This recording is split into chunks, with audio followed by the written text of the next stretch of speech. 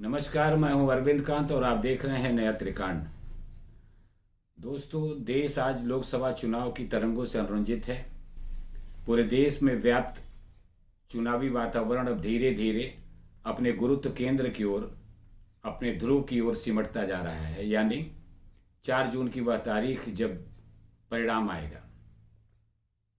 हर विषय पर चर्चा हो रही है, लेकिन आज हम उस शब्दावली को उद्घाटित करने के लिए हम लोग कोशिश करेंगे जिसका प्रयोग आज़ादी से लेकर के आज तक के चुनाव में हुआ है और आगे भी होगा। वह शब्दावली है वोट बैंक। वोट बैंक क्या है, उसकी दशा दिशा क्या है, उसका यथार्थ क्या है, ये जानने का प्रयास करेंगे। दोस्तों, मेरे जैसा कम शिक्षित और कम बुद्धि का आदमी ये जानता और मानता है कि किसी जाति, धर्म, पंथ, समुदाय या धार्मिक समूह को वोट बैंक समझना या कहना उसके शोषण की कहानी है, उसे ठगे जाने की एक व्यथा कथा है। वोट बैंक समझने से पहले हमें जानना होगा कि बैंक क्या होता है। जैसा कि हम सभी जानते हैं कि बैंक एक व्यवस्था है, एक सिस्टम है जिसमें राशि जमा की जाती है, करोड़ों में, लाखों में, और ज़रूरत पड़ने पर उस राशि को हम निकालते हैं, उसका उपयोग करते हैं, और उपयोग करने के बाद उस राशि में कुछ घटा बढ़ाकर जमा करने के बाद उसे यथास्थान अगली ज़रूरत पड़ने तक रख देते हैं। ठीक इसी तरह से वोट बैंक का सारा ताना बाना है। वोट बैंक एक मानव समूह है। किसी जाति, धर्म, संप्रदाय के धरातल पर इसकी नींव रखी जाती है, इसका निर्माण किया जाता है, और विशेषतः जातीय गौरवगान, जातीय स्वाभिमान या धार्मिक उन्माद की धरातल पर वोट बैंकों का निर्माण होता है। और ज़रूरत पड़ने पर बैंकों की तरह इस वोट बैंक को भी निकाला जाता है, इसका उपयोग और प्रयोग किया जाता है, और प्रयोग करने के बाद इन्हें पुनः यथास्थान यानी इनके गांव, गिराव, कस्बों और शहरों में इनके हालात पर अगली ज़रूरत तक के लिए छोड़ दिया जाता है। यही है वोट बैंक। अब सवाल उठता है कि वोट बैंक का निर्माण कौन करता है। तो मेरी समझ से वोट बैंक के निर्माण के महत्वपूर्ण 2 पक्ष हैं। एक, धार्मिक लोग जिन्हें धर्मगुरु कहते हैं, और दूसरा, राजनीतिक संस्थाएं। आज हम उदाहरण के तौर पर मुस्लिम वोट बैंक की बात कर लेते हैं।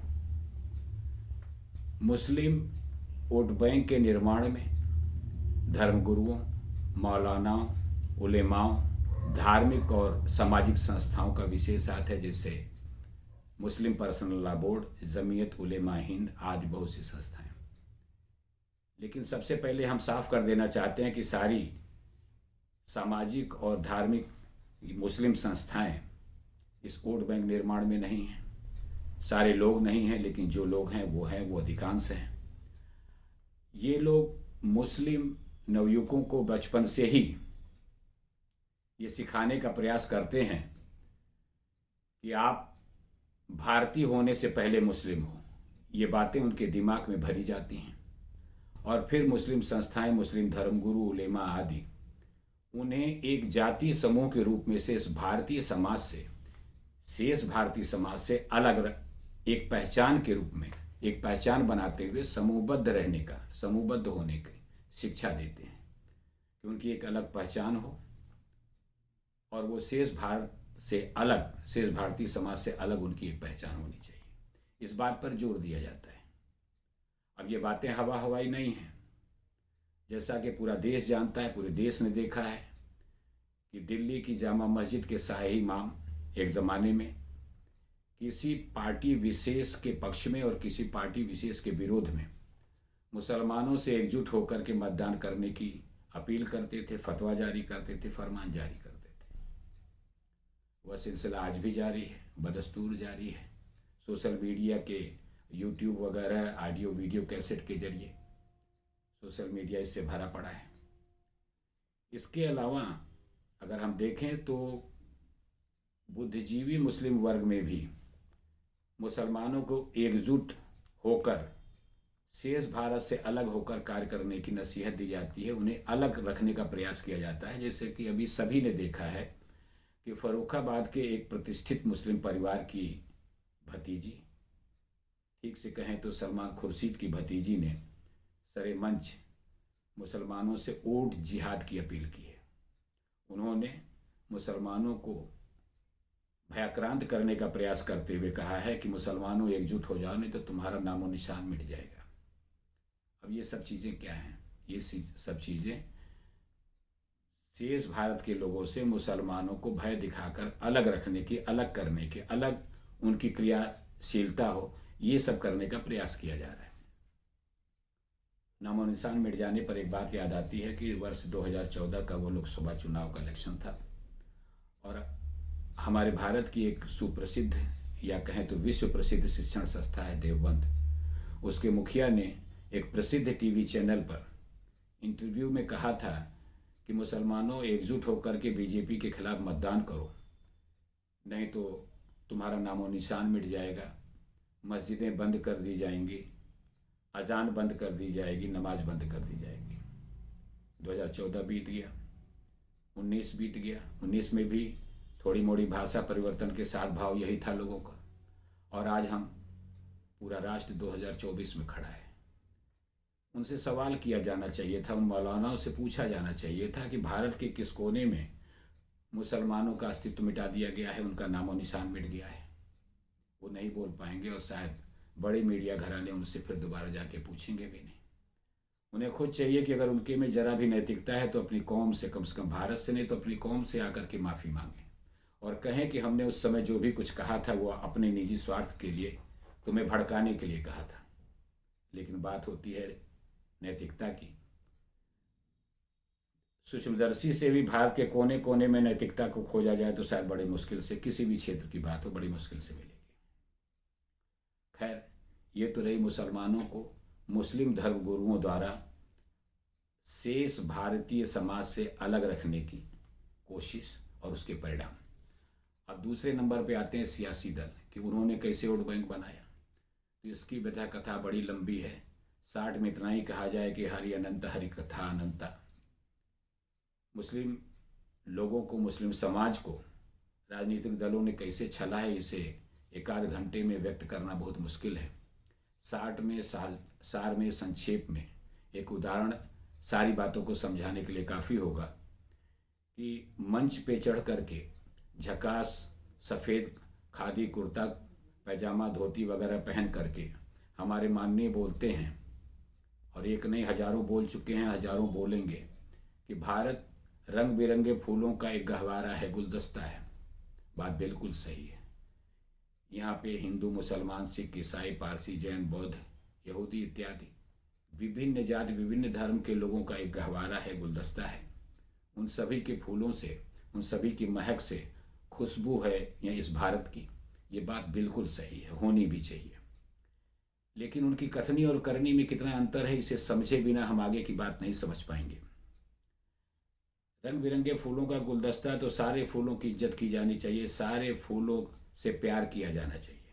लेकिन आपने देखा होगा, देश देखने को तरस गया कि जब उस समुदाय को, मुस्लिम समुदाय को छलने की बात होती है, ठगने की बात होती है, तो ईद, बकरीद आदि उत्सवों पर, त्योहारों पर पहले जालीदार टोपी रखी जाती है सर पर।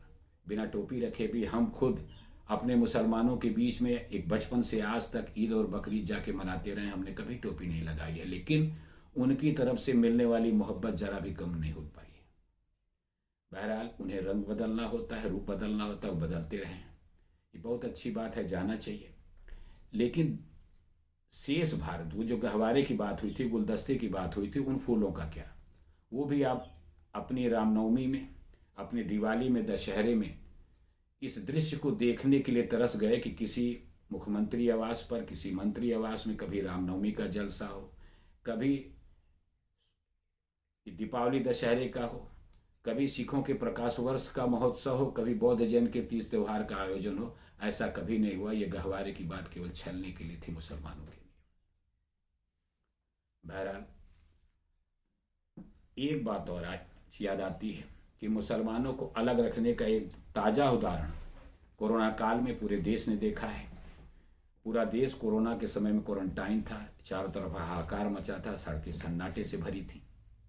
तो उस समय मेडिकल टीमें हर प्रदेश की गांव में, गिराव में, कस्बों में जाकर के लोगों को क्वारंटाइन करती थी, जितनी सहायता होती थी वो करती थी। आप लोगों ने दृश्य देखा होगा, पूरे भारत ने देखा है कि जब वो टीमें मुस्लिम कम्युनिटी के बीच में पहुंचती थी, उनकी आबादी के बीच में पहुंचती थी, तो उन्हें मदद करने की अपेक्षा उन पर ढेले पत्थर चलाए जाते थे। बहुत दुखदाई दृश्य था वो। और वो दृश्य बता रहा था कि जब पूरा भारत एक साथ मेडिकल के लोगों के साथ जोड़ने के प्रयास कर रहा था, तो मुस्लिम समुदाय का वो तबका जो मौलानाओं की शिक्षा से शिक्षित होकर के बढ़ा है, आगे बढ़ रहा है, वो तबका अपने को अलग वो दिखाने का, क्यों दिखाने का, सीधी सी बात है, वो धार्मिक आधार पे बात हो रही थी। कोई भी राष्ट्रीय स्तर का मुस्लिम या मौलाना उस समय मंच पर आकर के मुस्लिमों को समझाने का ये प्रयास नहीं किया कि जो आप कर रहे हो गलत कर रहे हो, हम पूरे भारत के लोग एक हैं, ये टीम हमारी है, वगैरह वगैरह। बहरहाल ये दुखद दृश्य भी सबके सामने रहा। अब एक बात सामने आती है, धर्मनिरपेक्ष। सन 1976 में हुए 42वें संविधान संशोधन के समय हमारी संविधान की प्रस्तावना में एक शब्द जोड़ा गया, धर्मनिरपेक्षता। और तभी से लेकर आज तक सियासी दलों ने अपने प्रपंच और पाखंड को, अपनी नौटंकी को, अपने ढोंग को स्थापित करने के लिए धर्मनिरपेक्ष शब्द के साथ जितना छेड़छाड़ किया, जितना नोच खसोट किया, शायद उतना नोच खसोट किसी अन्य शब्द के साथ नहीं हुआ है। ये बात दोस्तों इसलिए कह रहे हैं कि अभी इस चुनाव में धर्मनिरपेक्षता के नाम पर दक्षिणपंथी दल जैसे बसपा है, भाजपा या एनडीए संगठन को सांप्रदायिक बताते हुए धर्मनिरपेक्ष दलों ने धर्मनिरपेक्ष दलों ने एक संगठन बनाया है INDIA के नाम से, इंडिया। और शार्ट में कहें, संक्षेप में कहें तो ये कथित धर्मनिरपेक्ष दलों का एक संगठन है, जो पूर्ण तो नहीं है, अनेक स्वार्थों के कारण ये उसका वो स्वरूप नहीं हो पाया जो होना चाहिए था। फिलहाल वो काम कर रहा है। अब देखते हैं कि मुस्लिमों के रहनुमा कहने वाले INDI गठबंधन ने इस चुनाव में मुसलमानों के लिए क्या किया है, कितनी सीटें उन्हें दी हैं, ये देखना जरूरी है, क्योंकि बात बात पर वो मुसलमानों की रहनुमाई करने का दावा करते रहे। तो वर्तमान लोकसभा चुनाव लगभग 543 सीटों पे हो रहा है। इन 543 सीटों में 100 सीटें ऐसी हैं जहां पे मुस्लिम मतदाता जीत हार में निर्णायक भूमिका अदा करते आए हैं। 100 सीटें। इन 100 सीटों में से 543 सीटों में से INDIA के घटक दल, जिसमें Congress, Sapa, NCP Sharad Pawar, national conference और उद्धव ठाकरे की शिवसेना, इन लोगों ने मिलकर के पूरे देश में 31 मुस्लिम कैंडिडेट्स को टिकट दिया है। 543 पे चुनाव हो रहा है और 31 पे टिकट दिया है। अब आइए, पूरे देश में कांग्रेस 21 मुसलमानों को टिकट दी है। महाराष्ट्र में 48 सीटें हैं, जैसा कि आप जान रहे हैं। लोकसभा की 48 सीटों में से INDIA गठबंधन ने एक भी मुसलमान को टिकट नहीं दिया है। अब चलते हैं बगल के पड़ोसी राज्य बिहार में। बिहार में MY संगठन, मुस्लिम और यादव गठबंधन के नाम पर 15 साल तक लालू यादव ने राज चलाया। राष्ट्रीय जनता दल की वहाँ सरकार रही। वर्तमान चुनाव में उन्होंने केवल 2 मुस्लिम कैंडिडेट्स को टिकट दिया है, 40 में 2, और कांग्रेस ने भी 2 दिया है। कम्युनिस्ट ने 1 भी नहीं दिया है बिहार में। अब आते हैं उत्तर प्रदेश में। उत्तर प्रदेश में मुस्लिमों की तादाद, उनकी संख्या लगभग 4.5 करोड़ है। 4.5 करोड़ की आबादी में समाजवादी पार्टी ने 4 मुस्लिमों को, 1 2 3 4, पूरी उंगली भी नहीं गिनी जा रही है, 1 2 3 4 मुसलमानों को टिकट दिया है। दूसरी तरफ अपने ही परिवार के 5 लोगों को टिकट दिया। ये है मुसलमानों के साथ न्याय। बहरहाल हमारे जैसे बहुत लोग कह चुके हैं, बहुत लोग आगे कहेंगे। किसी के कहने सुनने की बात नहीं है, समझना आपको है।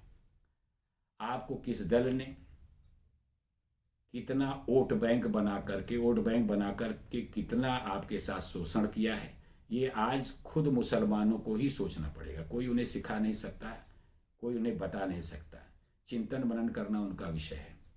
उन्हें ये भी जानना जरूरी है कि 2014 से पहले, आज़ादी से लेकर 2014 तक केवल 5 साल के लिए एक बार भारतीय जनता पार्टी की सरकार रही है, अटल बिहारी वाजपेयी की सरकार। उसके बाद पूरे शासन में गैर भाजपाई दलों की सरकार रही है, सेंट्रल में कांग्रेस के और अन्य दलों की, जिसमें भाजपा की कोई सरकार नहीं रही है।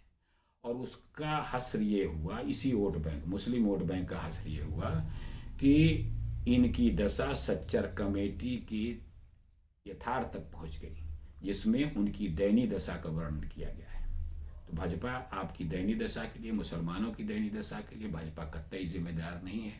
आँख खोलना पड़ेगा, देखना पड़ेगा, राष्ट्र के साथ जुड़ना पड़ेगा, राष्ट्र के सुख दुख के साथ अवहेलन करना पड़ेगा और खुद में चिंतन करना पड़ेगा कि हम किस तरह से, किसके साथ जुड़ के, भारत से अलग होकर या भारत के साथ जुड़ करके पूरे भारत का विकास हो सकता है, आपका भी होगा। और एक बात और सुन लीजिए कि मुसलमान भारत की सच्चाई है, भारत का यथार्थ है। जो लोग ये कहते हैं कि मुसलमानों को पाकिस्तान चले जाना चाहिए, वो गाल बजाने वाले लफाज लोग हैं।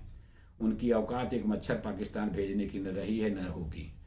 संविधान के ऊंचे पदों पर बैठे लोग कभी नहीं कह सकते हैं, न कभी कहे हैं। इसलिए मुसलमान इस देश की हकीकत हैं, यथार्थ हैं।